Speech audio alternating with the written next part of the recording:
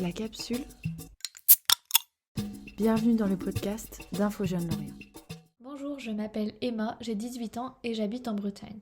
Je vais vous raconter mon parcours entre mon engagement en service civique et ma réorientation scolaire. J'ai eu un parcours scolaire classique jusqu'au lycée. J'ai fait une seconde pro vente et commerce, puis une première vente que j'ai arrêtée un mois après la rentrée car la filière ne me plaisait pas.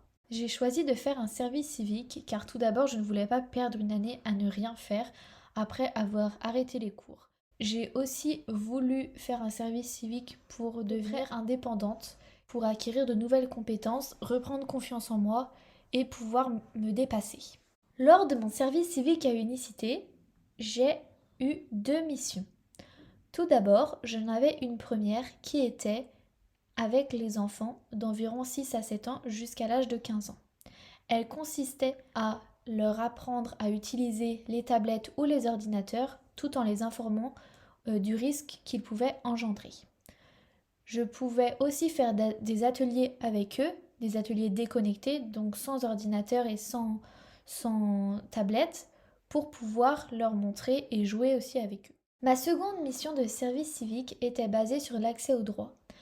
Cette mission, elle, était plus favorisée pour les adultes, de 18 ans jusqu'à l'âge qu'ils voulaient, où ils avaient besoin. J'allais donc sur le secteur de Vannes, où là-bas, je faisais des ateliers dans des CCAS ou des médiathèques pour apprendre à des gens à se servir de France Connect ou déclarer leurs impôts ou encore faire toute autre activité. Je pouvais aussi former des dames travaillant dans des accueils médico-sociaux et ou la CAF, la sécurité sociale et plein d'autres milieux pour leur apprendre des bases qu'elles n'avaient pas forcément. Ma mission consistait aussi à faire des ateliers, toujours avec des adultes, mais plus basés sur des choses ludiques, pour des personnes n'ayant pas les moyens ou l'envie de progresser sur un ordinateur ou une tablette. Donc nous faisions aussi des ateliers sur des thèmes que notre public choisissait. Cela pouvait dépendre de l'événement à venir, tel que Noël, ou tout autre événement. Tout d'abord, mon service civique m'a apporté beaucoup de confiance en moi. J'ai pu me dépasser grâce aux activités que j'arrivais à faire ou encore au groupe d'enfants que j'arrivais à gérer seul ou à deux. J'ai aussi pu m'adapter à plusieurs publics plus ou moins difficiles. Mon service civique m'a aussi apporté beaucoup de liens sociaux. Premièrement, parce que dans mon association de service civique, nous étions une 50aine de jeunes, ce qui m'a permis pendant 8 mois de parler avec 50 personnes différentes par jour, ce qui est énorme. Et deuxièmement, ça m'a apporté des liens sociaux car toutes les semaines, j'allais pratiquement voir les mêmes enfants ou les mêmes personnes dans des structures telles que des écoles ou encore une fois des CCAS, des médiathèques ou toute autre structure, mais je gardais un certain lien et un certain contact avec les mêmes personnes.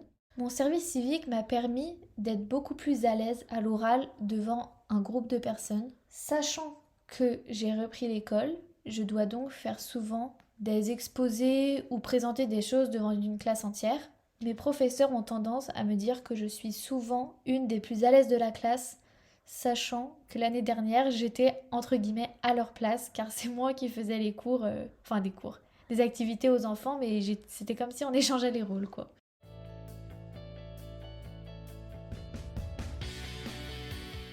Mes 2 coordinatrices m'ont suivi, ce qui m'a permis de me pousser jusqu'à reprendre l'école à l'heure actuelle et donc de me réorienter. Nous parlions avec elles de ce que nous voulions faire après le service civique.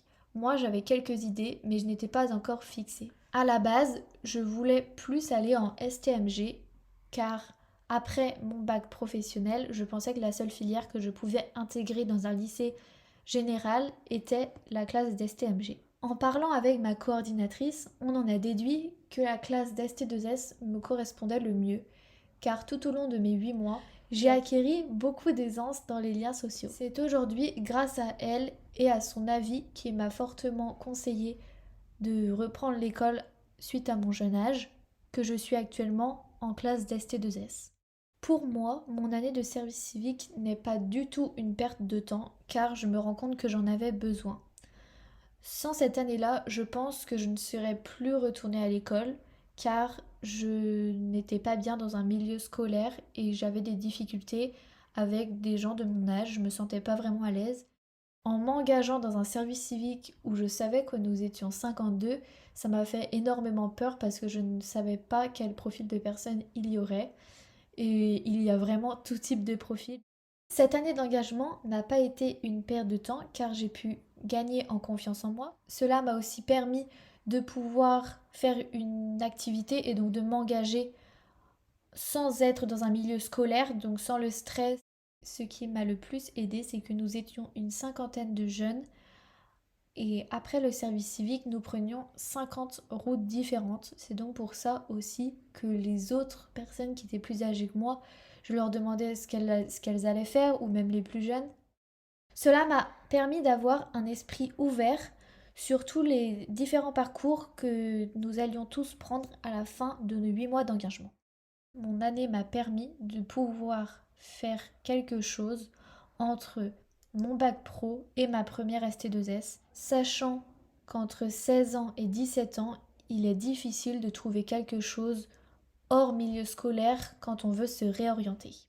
Pour ma propre expérience, j'en avais parlé à ma mère et nous nous étions informés auprès de la mission locale ou du BIGE, ce qui m'a permis d'aller aux réunions d'information de mon association de service civique Unicité. Si j'ai un conseil à vous donner, si vous êtes dans l'optique de vous réorienter, ça serait déjà en parler à vos proches. Si vous avez une crainte d'arrêter les cours ou de vous réorienter pour toutes sortes de raisons, je vous conseille de passer par des structures avec des professionnels, car ces professionnels pourront vous informer.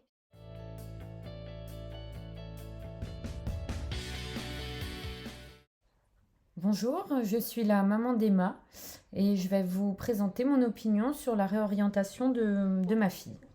À partir du moment où ma fille était en mal-être par rapport au cursus scolaire habituel, c'est vrai que j'ai préféré aller dans son sens.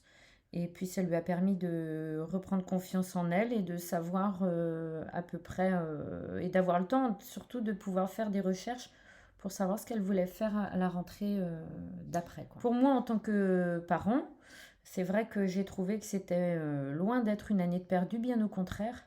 Justement, ça permettait de se retrouver un petit peu, de retrouver l'assurance qui était perdue et puis de repartir sur de bonnes bases.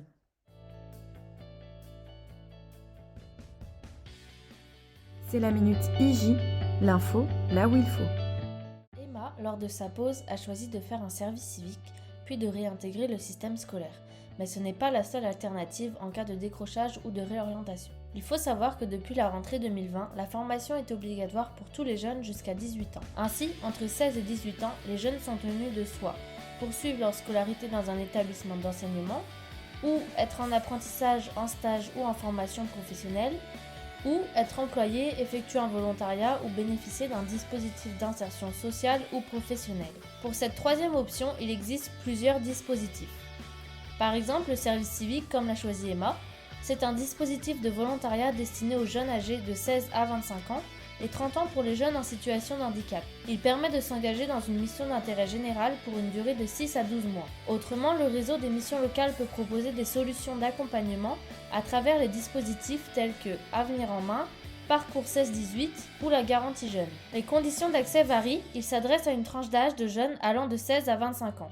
L'objectif est de les aider à trouver des solutions en s'appuyant sur des partenaires comme l'Éducation nationale, Pôle emploi, l'AFPA ou encore les associations. Sinon, la prépa-apprentissage est un dispositif s'adressant principalement aux jeunes à partir de 16 ans, en décrochage scolaire sans diplôme ni formation. C'est une sorte de première préparation avant de se lancer dans une formation en alternance chez un employeur. Autre alternative pour accrocher, les lycées de la Nouvelle Chance et les écoles de la Deuxième Chance pour vous aider à réintégrer le système scolaire en proposant une pédagogie individualisée. Une année de pause scolaire pour réfléchir à son avenir ne devrait pas être considérée comme un échec. Plusieurs jeunes en profitent pour élargir leur horizon et découvrir de nouveaux environnements grâce à de nombreuses alternatives, dont certaines vous sont présentées à l'instant. Mais à qui s'adresser ? Si vous êtes dans la même situation qu'Emma et rencontrez des difficultés dans le milieu scolaire, vous pouvez vous tourner vers le personnel de votre établissement, ainsi que les professionnels du point accueil écoute jeunes, de la Maison des ados et de la mission de lutte contre le décrochage scolaire. Les conseillers de l'orientation du CIO et les conseillers mission locale peuvent aussi vous accompagner. Un numéro vert a également été mis en place, accessible gratuitement, pour vous accompagner dans la recherche d'une solution, le 0800 122 500. Retrouvez tous ces contacts sur l'annuaire jeune de notre site internet. Merci pour votre attention et rendez-vous au prochain épisode.